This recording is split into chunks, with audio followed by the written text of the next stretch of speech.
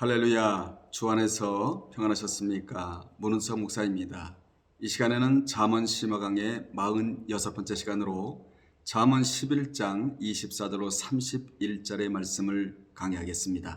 은혜가 되시기를 주님의 이름으로 축원합니다.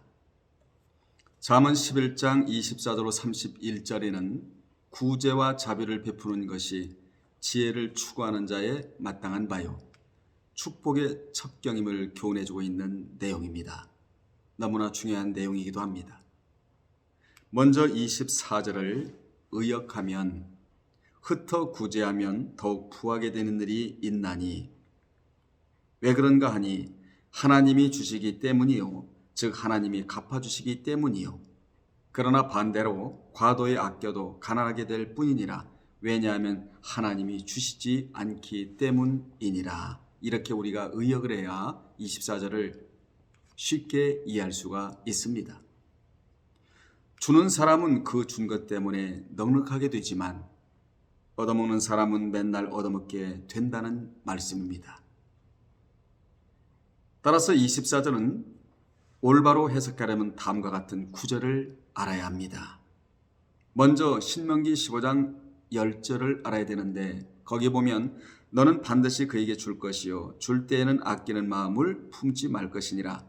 이로 말미암아 내 하나님 여호와께서 내게 하는 모든 일과 내 손이 닿는 모든 일에 내게 복을 주시리라. 그리고 잠언 14장 31절에 가난한 사람을 학대하는 자는 그를 지으신 이를 멸시하는 자요, 궁핍한 사람을 불쌍히 여기는 자는 주를 공경하는 자니라. 그리고 잠언 19장 17절에 가난한 자를 불쌍히 여기는 것은 여호와께 구워드리는 것이니 그의 선행을 그에게 갚아주시리라. 그리고 잠언 22장 1절로 2절에 많은 재물보다 명예를 택할 것이요 은이나 금보다 은총을 더욱 택할 것이니라. 가난한 자와 부한 자가 함께 살거니와 그 모두를 지으시는 여호와시니라. 그리고 신약의 누가복음 6장 38절에 먼저 주라, 그리하면 너에게 줄 것이니 곧 후이되어 누르고 흔들어 넘치도록 하여 너에게 안겨주리라. 너희가 헤아리는 그 헤아림으로 너희도 헤아림을 도로받을 것이니라. 그리고 고린도서 9장 9절로 10절에 기록된 바, 그가 흩어 가난한 자들에게 주었으니 그의 의가 영원토록 있느니라 함과 같으니라. 심는 자에게 씨와 먹을 양식을 주시는 이가 너희 심을 것을 주사 풍성하게 하시고 너희 의의 열매를 더하게 하시리니라는 말씀을 끌어들여야 오늘 본문과 매칭이 될 수가 있는 것입니다. 구제는 마치 헬몬산에서 물을 받아 흘려보내는 것과 같습니다. 만약 흘려보내지 않고 자기만 받아 놓은 곳이 바로 사해바다입니다. 사해는 다른 곳에 흘려보내지 못해서 썩은 바다가 사해바다입니다. 그러나 갈릴리는 헬몬산에서 물을 받아서 전 요단강 국토에 골고루 공급해 줍니다. 그래서 갈릴리 바다는 풍요를 경험하는 바다이기도 합니다. 이는 마치 강대상에서 말씀이 내리는 것은 헬몬산에서 생수를 내리는 것과 같고, 그리고 교인들이 그 말씀을 받아 그대로 살면 갈릴리 바다에 되어 갈릴리 바다가 되어 요단강을 통하여 전 국토에 물을 공급해 주듯이 축복을 받아 공급해 주는 자가 되는 것입니다. 그러므로 축복은 말씀에 관련되어 있다는 것이지요. 우리가 말씀대로 살지 않으면 썩는 사해바다가 되고 맙니다.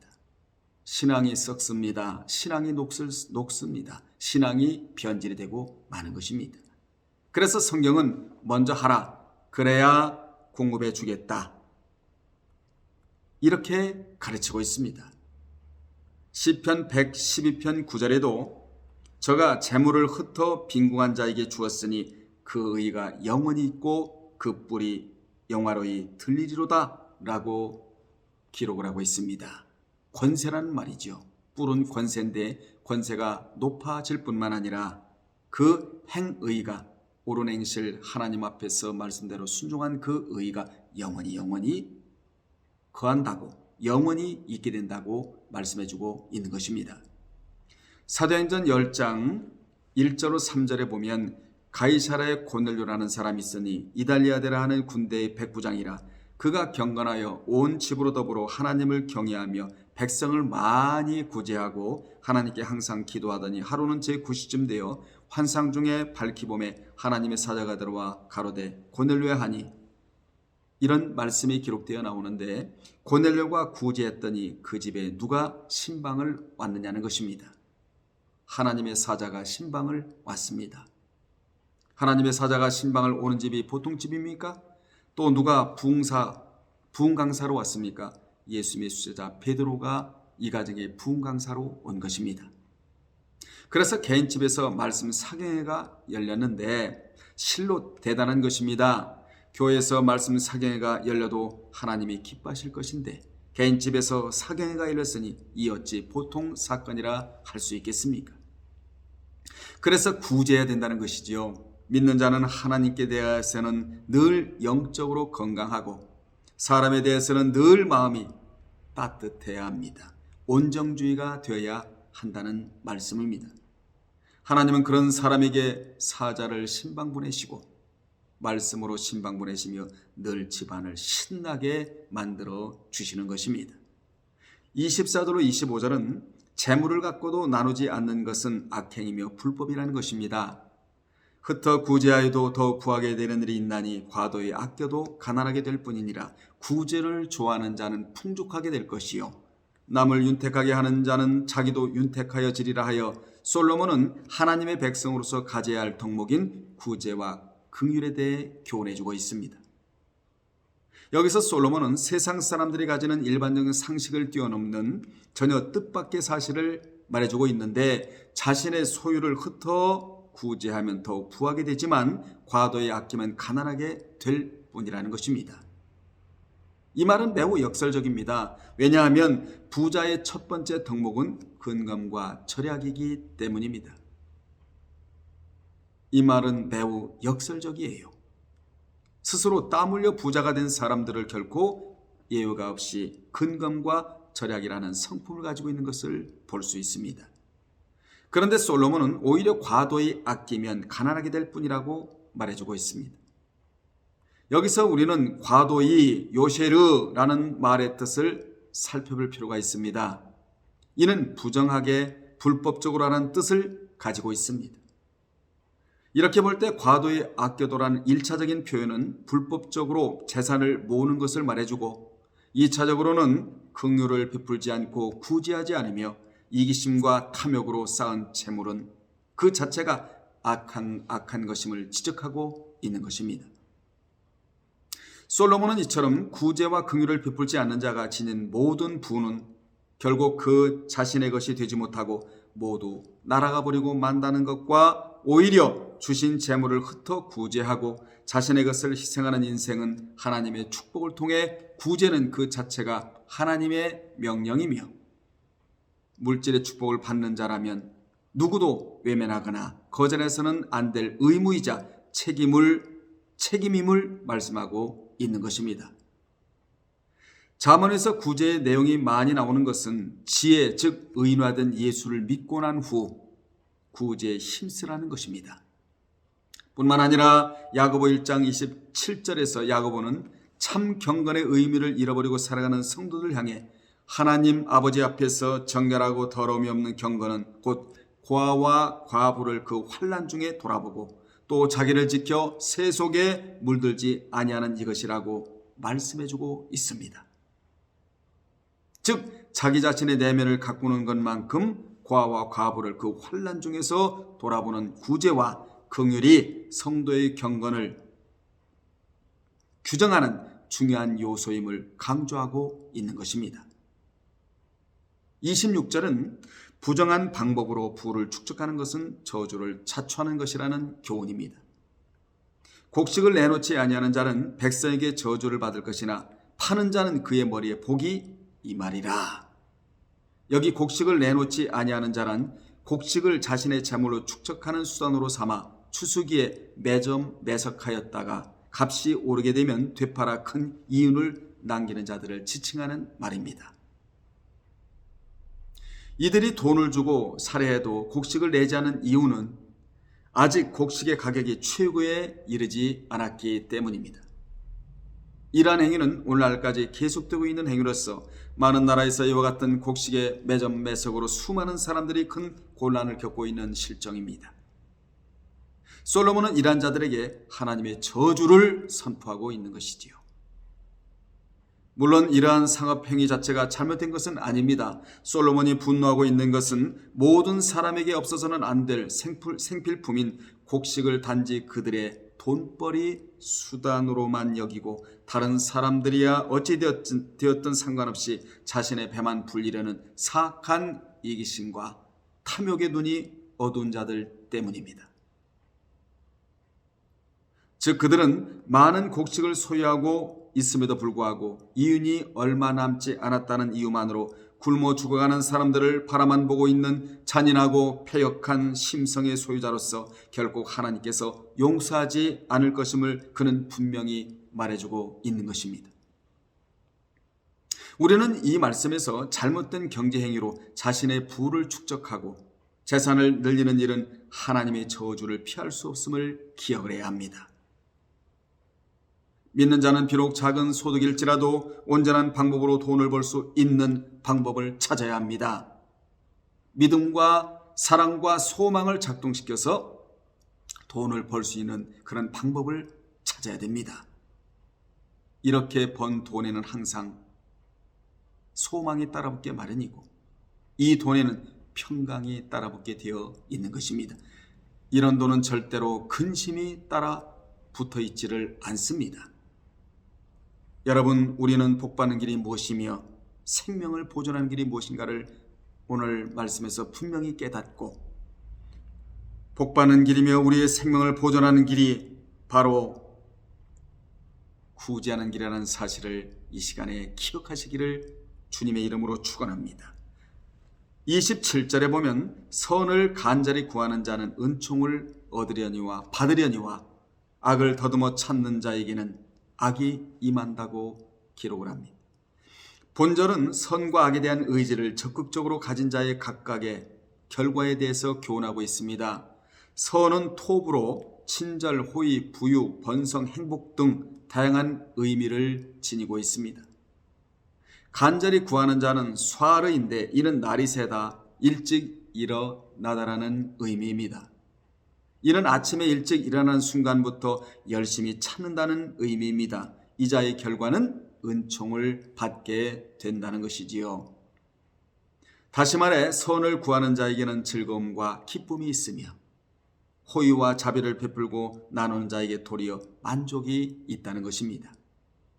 이와 반대로 악을 더듬어 찾는 자에게는 악이 임합니다. 이 자는 악한 길만을 습관적으로 걸을 뿐만 아니라 악을 저지르기 위해 지속적으로 노력한다는 것입니다. 우리는 선을 향해 노력을 해야지 악을 향해 노력해서는 안 될 사람이지요. 이들은 바로 구제를 기피하고 자기의 재산만을 모으려는 자들이고 더 적극적으로 인색할 뿐만 아니라 온갖 악행을 저질러서도 자기 자신의 창고를 채우려고 한다는 것입니다. 솔로몬은 자기 자신만 생각함으로 구제할 줄 모르고 더 나아가 악행을 저질러서라도 자기 창고만 채우려는 자들은 그들에게 아무것도 남기지 못하도록 깨뜨려질 것이며 슬픔과 비참함에 사로잡힐 것임을 분명히 지적해주고 있는 것입니다. 이 지적이 바로 하나님의 지적입니다. 우리는 하나님께로부터 지적당할 행위를 해서는 안 될 자고 칭찬과 영광과 존귀를 받을 자로 등장하시기를 주의 이름으로 축복합니다. 28절에 자기의 재물을 의지하는 자는 패망하려니와 의인은 푸른 잎사귀 같아서 번성하리라. 얼마나 좋은 말씀이 여기 나오는지 모릅니다. 인생에서 유일하게 의지할 분은 오직 하나님뿐이라는 교훈입니다. 돈이 많다고 우쭐대다가는 쓰러지지만 착하게 살면 나뭇잎처럼 피어난다는 것입니다. 재물을 의지하는 자는 망합니다. 재물은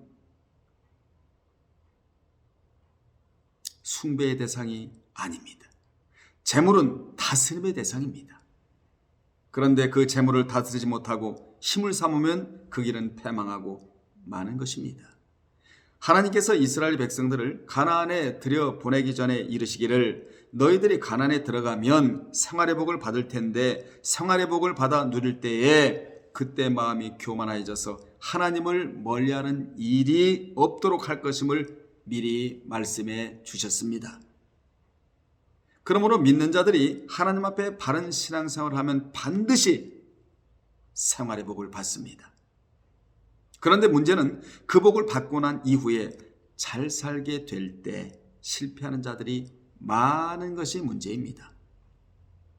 하나님께 복을 주셔서 풍요롭게 살게 될 때 더욱 하나님 뜻대로 살면서 하나님이 주신 물질을 잘 활용하면 계속 번영하겠지만 발전하겠지만 성장하겠지만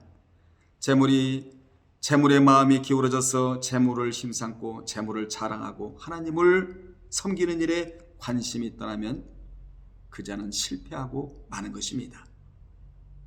그러므로 이런 말씀에서 물질은 우리가 다스릴 것이지 그 물질에 지배당할 것이 아니라는 것을 우리는 깊이 깨달아야 합니다. 오직 말씀에 지배받아서 세상의 모든 것을 잘 활용하여 하나님의 뜻 이루는 데 사용해야 합니다. 의인은 푸른 잎사귀 같아서 번성하리라고 했는데 여기 의인은 하나님 의지하고 하나님 뜻대로 사는 행의인을 말합니다. 칭의를 말하는 것이 아닙니다. 그러니까 행의인은 하나님께서 도와주셔서 그의 삶이 늘 푸르고 건강해서 열매 맺는 삶이 된다는 말씀입니다. 예레미야 17장 7절로 8절에도 유사한 말씀이 나오는데 그러나 무릇 여호와를 의지하며 여호와를 의뢰하는 그 사람은 복을 받을 것이라. 그는 물가에 심기운 나무가 그 뿌리를 강변에 뻗치고 더위가 올지라도 두려워 아니하며 그 잎이 청청하며 가무는 해에도 걱정이 없고 결실이 그치지 아니함 같으리라 라고 예레미야 선지자가 유다 백성들에게 말씀해주고 있는 내용입니다. 우리가 분명히 알아야 할 것은 사람을 믿거나 혈육을 믿고 재물을 믿으면 하나님을 멀리하게 된다는 것입니다. 믿는 자가 하나님을 멀리하면 모든 환경이 와르르 무너져 버립니다. 그러나 하나님을 의뢰하는 의인은 마치 물가에 심기운 나무가 그 뿌리를 강변에 뻗친 같이 점점 더 왕성하게 되어진다는 사실입니다. 뿌리가 강변에 뻗친 나무는 태양이 쨍쨍 내리쬐도 아무런 문제가 없습니다. 태양이 비출수록 더욱 튼튼해집니다. 밑에 물만 있으면 태양이 아무리 강렬해도 강렬할수록 더 맛 좋은 과실이 열립니다. 그러므로 믿는 자는 하나님의 은총을 받으려고 해야지 세상의 것으로 무장하려고 한다든가 세상의 것으로만 부요해지려고 해서는 안 됩니다. 하나님의 은혜가 있으면 세상의 환경이 어떠하든지 아무런 문제가 없는 것입니다. 하나님의 은혜는 어떤 환경이든지 역사하시니 말입니다. 여호와를 의지하는 자가 푸른 잎사귀같이 번성하는 이유가 하나님의 말씀을 사랑하여 순종하기 때문입니다. 우리가 하나님의 말씀을 그토록 귀중히 여기는 이유가 말씀은 믿음의 근거요 은혜의 원천이기 때문에 그렇습니다. 그러므로 생명의 근원인 말씀에 붙들려 살아가는 여러분들이 되시기를 바랍니다. 29절에 자기 집을 해롭게 하는 자의 소득은 바람이라 미련한 자는 마음이 지혜로운 자의 종이 되리라. 본절은 자기 집을 해롭게 하는 자와 미련한 자에게 임하는 불행이 제시되고 있는데 자기 집을 해롭게 하는 자란 자기 집 구성원들의 마음을 어지럽게 하고 직접적인 피해를 가하는 자를 말합니다. 그는 바람을 소득으로 받게 될 것이다. 즉 헛된 것들, 허무함을 소득으로 받는다는 것입니다. 즉 자기 집을 해롭게 하는 자는 결국에 가서 모든 소유가 헛되고 무가치하게 될 것이며 이 중에 언어의 폭행도 들어가 있는 것입니다. 애쓰고 수고하여도 돌아오는 것은 공허한 결과일 뿐임을 선언하고 있습니다. 또한 미련한 자는 어리석은 자 그리고 바보 같은 자, 불경한 자, 즉 자기 집을 해롭게 하는 자입니다. 이런 자는 마음이 지혜로운 자의 종이 된답니다.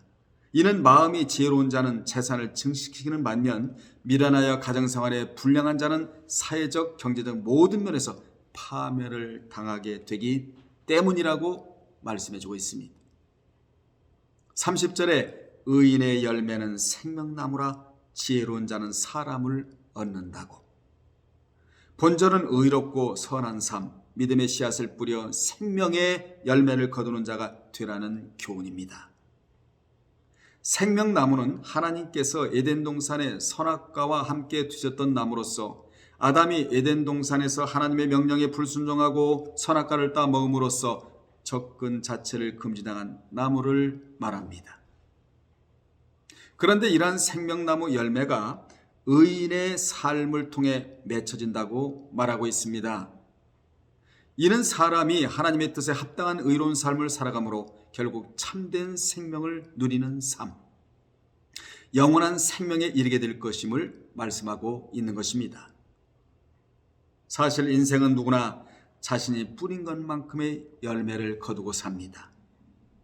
많이 뿌린 자는 많이 거두고 적게 뿌린 자는 적게 거둡니다.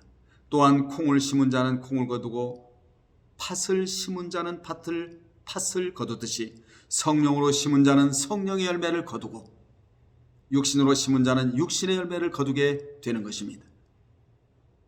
이에 바울은 갈라디아서 6장 7절에서 스스로 속이지 말라. 하나님은 만물의 여김을 받지 아니하나니 사람이 무엇으로 심든지 그대로 거두리라 라고 말씀하면서 이것이 폐기될 수 없는 하나님의 섭리이며 법칙임을 분명히 말해주고 있습니다.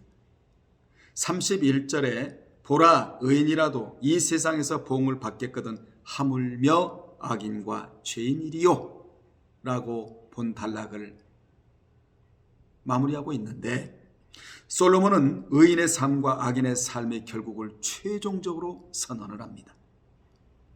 즉 그는 의인의 삶이 이 세상에서 반드시 보응을 받을 것임과 마찬가지로 악인 역시 대가를 반드시 치를 것임을 선언합니다. 본절은 보라 hen이라는 감탄사로 시작을 하는데 이는 본절의 교훈이 중요하다는 것을 부각시켜주고 있습니다. 의인의 열매란 의롭게 산 결과를 말합니다. 열매란 그 사람의 삶의 결과 아니겠습니까? 그러므로 의인이 의롭게 살면서 그 의롭게 산 삶을 전하면 많은 사람에게 생명을 끼치게 된다는 말씀입니다. 그러므로 입으로만 전하지 말고 삶을 통해서 하나님을 전하는 자가 되라는 것이지요. 의행이 없으면 하나님께 영광을 돌릴 수가 없다라는 말씀을 전해주고 있는 것입니다. 결론 내리겠습니다. 인생의 가치는 결국 그 열매로 알 수 있습니다. 여러분들은 여러분의 삶의 텃밭에 무엇을 뿌리고 살아가십니까? 의롭고 진실한 삶의 열매를 뿌리고 살아가십니까? 하나님은 반드시 무엇을 심든지 뿌린 대로 거두게 하십니다. 심은 대로 거두게 하십니다. 믿는 자에게 가장 필요한 성품을 말하라고 하면 그것은 자비와 긍휼입니다. 이것도 아름다운 생명의 씨앗입니다. 비록 오늘날 우리가 각박하고 삭막한 세상을 살아가고 있지만 자비와 긍휼의 마음이야말로 우리의 마음과 공동체를 풍성하게 하고 평안하게 할 수 있습니다. 오늘 솔로몬은 이러한 우리를 향해 구제와 긍휼이 없는 모든 부의 축적은 불법이며 하나님 앞에서 큰 죄라고 선언하고 있습니다. 또한 재물에 대한 과도한 집착과 욕심은 그들을 더욱 풍요롭게 하는 것이 아니라 오히려 큰 파산에 이르게 한다고 교훈해주고 있습니다. 그러므로 우리는 자비와 긍휼의 사람이 되어야 합니다. 자기만을 생각하고 모아두고 쌓아두면 하나님의 축복을 외면하는 것입니다. 이는 어리석고 불의한 것이며 장차 화가 되고 허무한 것이 되어 후회와 낙담으로 돌아올 것입니다. 우리는 나누고 구제를 실천함으로 하나님의 축복을 누리는 자들이 되어야 합니다. 다음에 또 전해드리겠습니다. 할렐루야.